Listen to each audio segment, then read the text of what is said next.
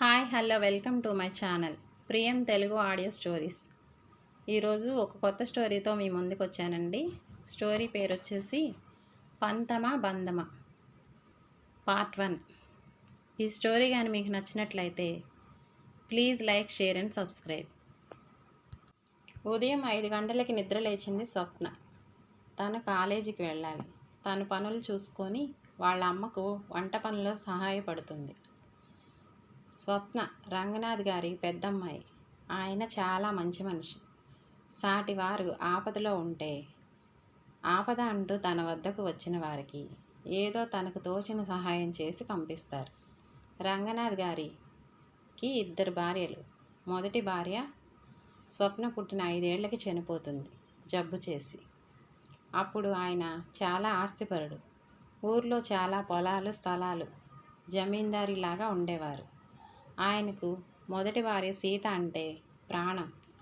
ఆమె చనిపోవడంతో ఆయన జీవితం అంటే విరక్తి పుట్టి వ్యాపారం, వ్యవసాయం మీద దృష్టి పెట్టక అడిగిన వారికి అడిగినట్లే సహాయం చేసి చాలా ఆస్తులు పోగొట్టుకున్నారు. దాంతో వాళ్ళ అమ్మగారు సుభద్రమ్మ ఆయన్ని అలాగే వదిలేస్తే ఏమైపోతాడో అని ఆయనకు నచ్చచెప్పి, నీ కూతురు పెద్దదవుతుంది, తనకు మంచి చెడు చూడడానికి ఒక ఆడతోడు అవసరం, తన కోసమైనా నువ్వు 2వ పెళ్లి చేసుకోవాలని అంటుంది. స్వప్న అంటే రంగనాథ్ గారికి చాలా ఇష్టం. పోయిన తన భార్యకి గుర్తుగా తనని అపురూపంగా పెంచుకుంటున్నారు ఆయన. స్వప్న కోసం తప్పదు నాయన అంటే ఆయన తల వంచి అరుణను పెళ్లి చేసుకుంటారు. ఆమె కూడా స్వప్నని సొంత తల్లిలాగా చూసుకునేది. స్వప్న చాలా ముద్దుగా, తెల్లగా, బంగారపు బొమ్మలా ఉండేది. తనంటే ఇష్టపడని వారు ఎవరూ ఉండరు. పోయిన ఆమె తల్లి రూపురేఖలు ఆమెవి. అందుకే స్వప్న అంటే రంగనాథ్ గారికి ప్రాణం. అరుణకు పెళ్ళైన తర్వాత ఆవిడ మంచితనంతో అత్తగారిని, భర్త ప్రేమలను కూడా సంపాదించుకుంటుంది. ఆమెకు కూడా 2 ఆడపిల్లలు పుడతారు. వారి పేర్లు అనిత, కవిత. పిల్లలు పెరిగే కొద్దీ ఆయన ఆస్తి అంతా దాన ధర్మాలకి, పిల్లల చదువులకి ఖర్చు చేసేశారు. ఉండడానికి ఇల్లు మాత్రమే మిగిలింది. ఎదిగిన పిల్లలకు ఎలా పెళ్ళిళ్ళు చెయ్యాలా అని, పైగా ఆడపిల్లలు అని ఆయన దిగులు పెట్టుకొని ఆయన ఆరోగ్యం కూడా క్షీణించింది. దాంతో స్వప్న తన లాస్ట్ ఇయర్ చదువుతూ ఉంటుంది. తన చదువు పూర్తయి ఉద్యోగం తెచ్చుకొని ఇంటి బాధ్యతలు తీసుకొని తండ్రికి, తల్లికి, కుటుంబానికి తను ఆసరా అవ్వాలని ఎంతో పట్టుదలతో చదువుతూ ఉంటుంది. తను చదువుకొని తన చెల్లెలు అనిత, కవితలను బాగా చదివించి తన తండ్రి బాధ్యతలో పాలు పంచుకోవాలని అనుకుంటుంది. అదే ఊరిలో జగన్నాథం గారు ఉంటారు. ఆయన కూడా మంచి వ్యక్తి. ఆయనకి పొలాలు, బిజినెస్లు కూడా ఉన్నాయి. ఆయన భార్య కమలమ్మ. ఆయనకి 2 కొడుకులు. పెద్దవాడు మనోజ్, రెండోవాడు కిరణ్. మనోజ్ చదువు అయిపోయి సొంతంగా బిజినెస్ చేయాలా, జాబ్ చేయాలా అని ఆలోచనలో ఉంటాడు. తండ్రి సంపాదన మీద బ్రతకకూడదని. కిరణ్కి ఇంకా చదువు పూర్తి కాలేదు. ఫైనల్ ఇయర్ చదువుతున్నాడు. ఒకరోజు పెద్ద కొడుకు మనోజ్ 6 అడుగులు ఎత్తుకు తగ్గ పర్సనాలిటీ, మంచి కలర్ఫుల్గా ఉంటాడు. అతనికి కోపం ఎక్కువ. ఎవరితోనూ త్వరగా కలిసిపోడు. అతని భావాలని పెద్దగా ఎవరితోనూ పంచుకోడు. చిన్న కొడుకు కిరణ్ కూడా. 2 అన్నదమ్ములు ఒకేలా ఉంటారు ఇంచుమించు. ఒకరోజు జగన్నాథం గారు బిజినెస్ పని మీద ఒంటరిగా కారులో వెళ్తుండగా సడన్గా ఆయనకు గుండె నొప్పి వస్తుంది. కారులో డ్రైవర్ కూడా లేడు.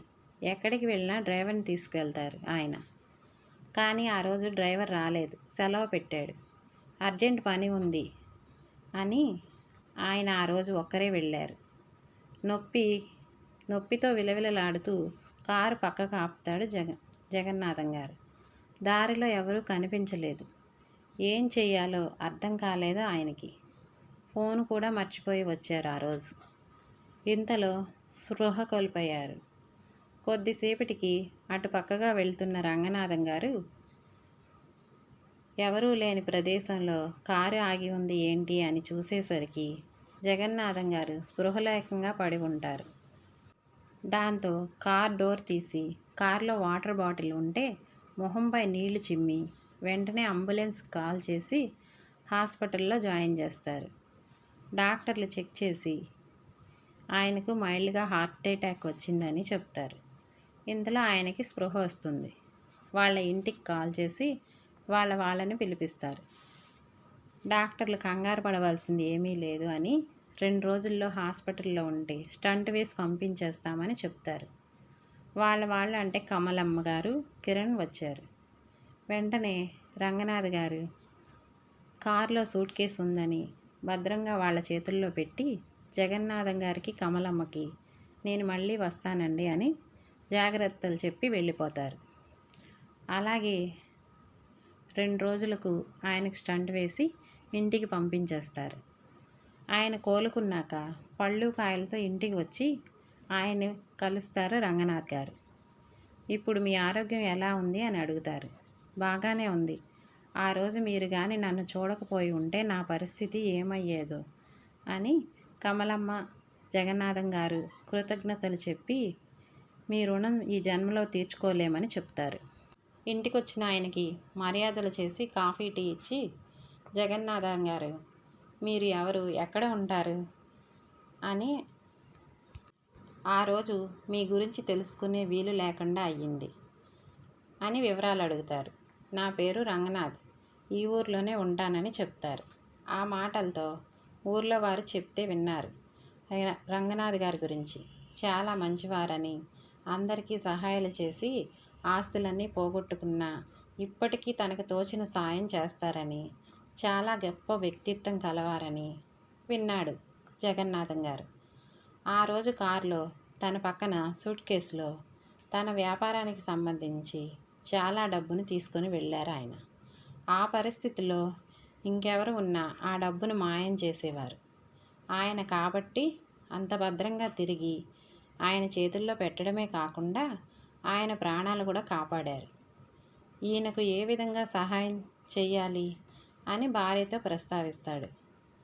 అలా కొంతకాలానికి అటుగా వెళ్తుంటే రంగనాథ్ గారి ఇల్లు తెలుసుకొని కాయలు పండ్లు తీసుకొని ఆయన దగ్గరికి వెళ్తారు జగన్నాథం గారు. ఆయనను చూసి రండి కూర్చోండి, ఎలా ఉన్నారు, ఏంటి, నాతో ఏమైనా పని ఉందా, ఇలా వచ్చారు అని అడుగుతారు రంగనాథ్ గారు. అబ్బే లేదండి, ఇటుగా వెళ్తుంటే మిమ్మల్ని చూడాలి అనిపించింది, ఒకసారి చూసి వెళ్దామని వచ్చాను అంటారు జగన్నాథం గారు. రంగనాథ్ గారు ఆయన భార్యను పిలిచి అరుణ కాఫీ తీసుకురా అంటే ఆమె కాఫీ పెట్టి తెచ్చి ఇస్తుంది. ఆమె నా భార్య, నా పిల్లలు అని ముగ్గురిని పరిచయం చేస్తాడు రంగనాథ్ గారు. అందులో పెద్దమ్మాయిని చూడగానే చాలా చక్కగా, అందంగా, అణుకువతో ఉన్న స్వప్న ఆయనకు బాగా నచ్చింది. తన పెద్ద కొడుకు మనోజ్కి ఇచ్చి పెళ్లి చేయాలని, ఈడు జోడు బాగుంటుందని అనుకొని ఇలాగైనా ఇంత మంచి మనిషి రుణం తీర్చుకునే అవకాశం దేవుడు ఇచ్చాడని అనుకుంటారు జగన్నాథం గారు. ఇంటికి వెళ్ళి భార్య కొడుకుల్ని పిలిచి నా ప్రాణం కాపాడిన రంగనాథ్ గారికి 3 కూతుర్లు, ఆయన చాలా గొప్పగా బ్రతికిన మనిషి, ఇప్పుడు ఆయన పరిస్థితి బాగోలేదు, మనకి ఆయన చాలా మేలు చేశారు, అందుకని ఆయన రుణం తీర్చుకోవాలి అంటే ఆయన కూతురు స్వప్నని నువ్వు పెళ్లి చేసుకోవాలి, ఇది తండ్రిగా నా కోరిక, దీంట్లో తిరుగులేదు అని చెప్పి లోనికి వెళ్ళిపోతారు జగన్నాథం గారు. ఆ మాటలు విన్న మనోజ్ తన తల్లితో ఇలా అంటాడు, ఆయన ప్రాణాలు కాపాడారు, నేను ఒప్పుకుంటాను, అందుకు ఎంతో కొంత డబ్బు ఇచ్చి వాళ్ళకి సహాయం చేయమను, లేదా ఒక మంచి వ్యక్తిని చూసి ఆ అమ్మాయికి దగ్గరుండి పెళ్లి చేయమను, కానీ అందుకు బదులుగా నా జీవితాన్ని బలి ఇస్తారా, నువ్వైనా చెప్పమ్మా నాన్నగారికి అని అంటాడు మనోజ్ కానీ, కిరణ్ కానీ, కమలమ్మ గారు కానీ జగన్నాథం గారి మాటకు ఎదురు చెప్పరు. ఇంతవరకు ఆ పరిస్థితి రాలేదు, కానీ ఇప్పుడు మనోజ్ తన తల్లిని తండ్రికి నచ్చచెప్పమని బ్రతిమలాడతాడు. అందుకు ఆమె, మీ నాన్నగారు ఒక నిర్ణయం తీసుకున్నాక మళ్ళీ వెనకాడరు, ఎప్పుడూ వెనకడుగు వేయలేదు, ఇప్పుడు కూడా అంతే. నువ్వు ఏదైనా చెప్పాలి అనుకుంటే ఆయననే వెళ్ళి అడుగు, వాళ్లకు మాట ఇవ్వకముందే. మీ నాన్నగారికి చెప్పు, నన్ను మాత్రం ఆయన కోపానికి బలి చేయకు అంటూ ఆమె చేతులెత్తేస్తుంది. దాంతో ఏం చేయాలో తెలియక తను చెప్పినా ఆయన వింటారో వినరో తెలియదు. కనీసం ఆయన ముందుకు వెళ్ళి ఆ మాట చెప్పే ధైర్యం కూడా చేయలేకపోతాడు మనోజ్. ఒకరోజు జగన్నాథం గారు రంగనాథ్ గారి ఇంటికి వెళ్ళి స్వప్నని తన ఇంటి కోడలిగా పంపమని అడుగుతారు. రంగనాథ్ గారు, నా దగ్గర మీకు తగ్గ కట్న కానుకలు ఇవ్వలేనని క్షమించమని అడుగుతారు. అవసరం లేదు, మీ అమ్మాయిని కట్టుబట్టలతో మా ఇంటికి పంపించండి చాలు. కట్నాలు కానుకలు మీ నుంచి మేము ఏమీ ఆశించము అని చెప్తారు జగన్నాథం గారు. మీరు పెళ్ళికి ఒప్పుకుంటే అన్ని ఏర్పాట్లు నేనే చూసుకుంటాను అని అంటాడు ఆయన. అంత పెద్ద మనిషి తన పేదింటికి వచ్చి పిల్లని అడిగేసరికి స్వప్న అయినా బాగా బ్రతుకుతుంది అని తనని కూడా అడగకుండా పెళ్ళికి ఒప్పుకుంటారు జగన్నాథం గారు, రంగనాథ్ గారు. ఎందుకంటే స్వప్న ఆయన మాటకి ఏనాడు ఎదురు చెప్పలేదు కాబట్టి. దాంతో జగన్నాథం గారు చాలా సంతోషపడి అప్పుడే పంతుల్ని పిలిపించి ముహూర్తాలు కూడా పెట్టించేస్తారు. ఇంటికి వెళ్ళి పలానా రోజు నీ పెళ్ళి అని అంటారు మనోజ్తో. దాంతో కంగారు పడ్డ మనోజ్, నాన్నగారు కనీసం అమ్మాయిని కూడా చూడకుండా అని అంటే, నేను చూశాను, అమ్మాయి బంగారు బొమ్మలా ఉంటుంది, కావాలంటే వాళ్ళ అడ్రస్ ఇస్తాను, నువ్వు వెళ్ళి చూసిరా, నేను వాళ్ళకి ఫోన్ చేసి చెప్తాను అంటారు. దాంతో కోపంగా అవసరం లేదు అని పైకి తన గదిలోకి వెళ్ళిపోతాడు మనోజ్. రంగనాథ్ గారు స్వప్నను పిలిచి పెళ్ళి గురించి చెప్తారు. దాంతో స్వప్న, నాన్నగారు నేను ఇప్పుడే పెళ్లి చేసుకోలేను, మన ఇల్లు గడవడమే చాలా కష్టంగా ఉంది, ఇలాంటి పరిస్థితుల్లో నా పెళ్ళా వద్దు నాన్నగారు అని అంటుంది. నేను ఉద్యోగం చేసి చెల్లెళ్ళకు చదువులు అయిపోయినాక నాకు పెళ్లి చేయండి అంటుంది.